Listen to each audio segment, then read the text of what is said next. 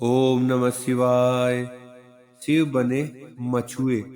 एक बार भगवान शिव कैलाश पर्वत पर वेदों का रहस्य पार्वती को समझाने लगे। पार्वती बड़े ध्यान से सुन रही थी, किंतु बीच बीच में वे उगने भी लगती थी। जब बहुत प्रयत्न करने पर भी पार्वती अपने मन को एकाग्र न रख सकी तो शिव क्रोध में आकर बोले, पार्वती, यह क्या हो रहा है? मैं तुम्हें इतना गूढ़ रहस्य बता रहा हूँ और तुम हो कि झपकियां ले रही हो। तुम में तो इतनी ही बुद्धि है जितनी किसी मछुए की स्त्री में। जाओ, मृत्युलोक में किसी मछुए की स्त्री के रूप में जन्म लो। शिव के शाप से पार्वती उसी क्षण वहां से गायब हो गई। बाद में शिव को बहुत पछतावा हुआ कि यह मैंने क्या किया। जिसका स्नेह मेरे लिए अगाध था, उसी को मैंने आवेश में आकर त्याग कर दिया। शिव की मनोदशा उनके परम सेवक नंदी से छिपी न रह सकी। वह सोचने लगा, स्वामी बहुत बेचैन है माता पार्वती के बिना। जब तक माता लौटेगी नहीं, स्वामी को चैन नहीं पड़ेगा। उधर पार्वती मृत्युलोक में पहुंची और एक शिशु बालिका के रूप में पुन्नई वृक्ष के नीचे लेट गई। थोड़ी ही देर में पुरवर कबीले के कुछ मछुए अपने सरदार के साथ वहां से गुजरे तो उनकी नजर उस शिशु बालिका पर पड़ी। सरदार ने बालिका को उठाया और उसे भगवान का भेजा प्रसाद समझकर अपने घर ले आया। उसने बालिका का नाम रखा पार्वती। जब वह कुछ बड़ी हुई तो अपने पिता के साथ मछली पकड़ने जाने लगी। बड़ी होकर उसने नाव चलाना भी सीख लिया। पार्वती अपूर्व सुंदरी थी। कबीले के कितने ही युवक उसके रूप की प्रशंसा करते नहीं अघाते थे। उनमें से कोई तो पार्वती के साथ विवाह के इच्छुक रहे थे, लेकिन पार्वती उनमें से किसी के साथ भी विवाह के लिए इच्छुक नहीं थी। उधर कैलाश पर्वत पर शिव को पार्वती का वियोग असहनीय हो रहा था। एक दिन उन्होंने अपने मन की व्यथा नंदी से कह डाली। बोले, नंदी, मैं रात दिन पार्वती के बिना बहुत बेचैन रहता हूँ और उस घड़ी को कोसता रहता हूँ जब मैंने गुस्से में आकर पार्वती को शाप दिया था।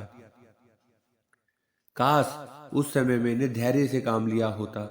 नंदी ने हाथ जोड़कर कहा, स्वामी, तब आप पृथ्वी पर जाकर उन्हें ले क्यों नहीं आते? कैसे लाऊं नंदी? उसका विवाह तो किसी मछुए से होगा। शिव के मुंह से कराहसी निकली।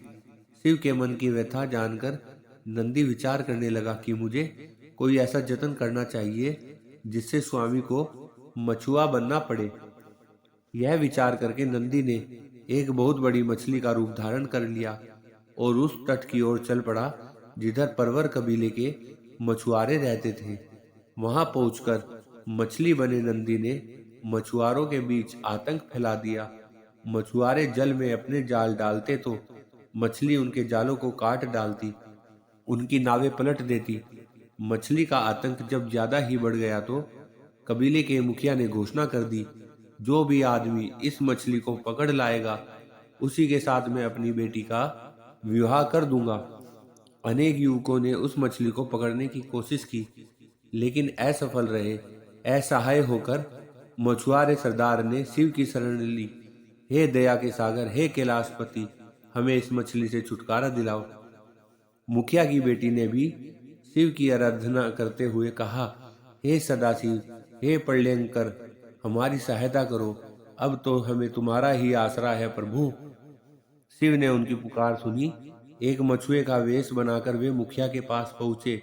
उन्होंने मुखिया से कहा, मैं उस मछली को पकड़ने के लिए यहाँ आया हूँ। मुखिया ने कहा, नौजवान, अगर तुमने उसे पकड़ लिया तो हमारी जाति सदैव तुम्हारे गुण गाएगी। अगले दिन शिव एक बहुत बड़ा जाल लेकर सागर के जल में उतर पड़े।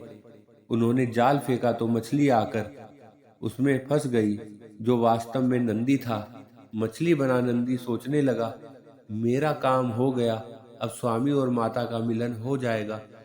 शिव मछली को किनारे लाए। मछुआरे उनकी जय जयकार करने लगे। सरदार बोला, तुमने हमें उबार लिया युवक, हम किस तरह तुम्हारा आभार व्यक्त करें।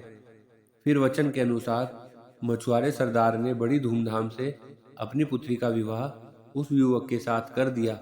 मछुआरे शिव और मछुआरिन पार्वती के विवाह उपरांत नंदी अपने असली रूप में प्रकट हो गया और उन्हें अपनी पीठ पर बिठाकर कैलाश पर्वत ले आया। शिव की अंतर्वेदना दूर हो गई और पार्वती साप से मुक्त हो गई। जीवन चक्र पहले की ही तरह चलने लगा। ओम नमः शिवाय।